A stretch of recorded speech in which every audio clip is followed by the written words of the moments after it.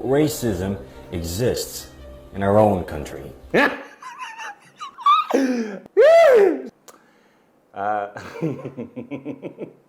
Itong waton karon kay reacting to reacting to my first viral video. Grabe na ko kay kausaban nagtan-aw pa lang.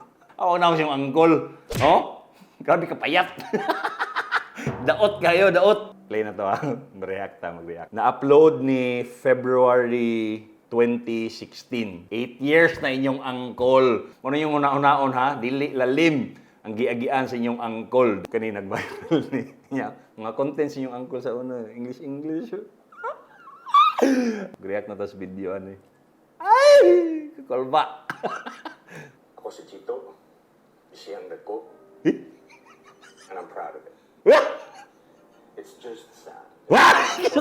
Kajutan.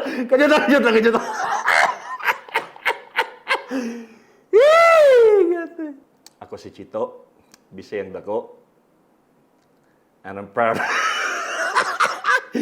Mao nitong time nga gikan ko sa ingon ani nga pagkatambok nya nagpapayat niyong angkol taga adlaw ga gym Manila pa ko ani nagtrabaho. They still experience discrimination just because, well, they are Bisaya. It's sad that when there are issues relating to racism, Napay baka racism.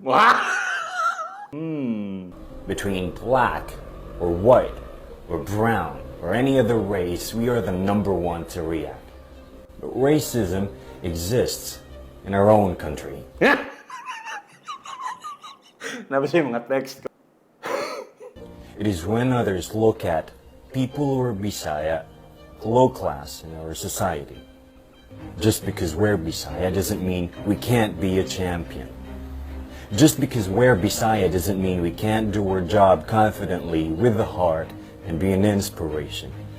Just because we're Bisaya doesn't mean we cannot lead people. So please, stop discriminating us. Peace them for now.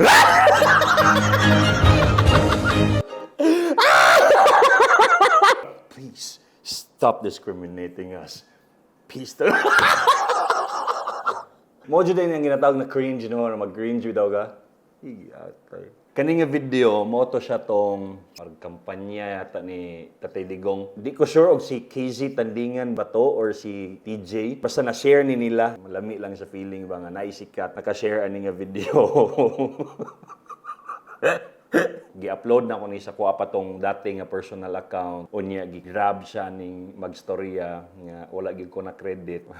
Siguro kung nagi-credit kay ginsa man ka pre credit magana siguro. Charot. Morato. Okay na. Bye.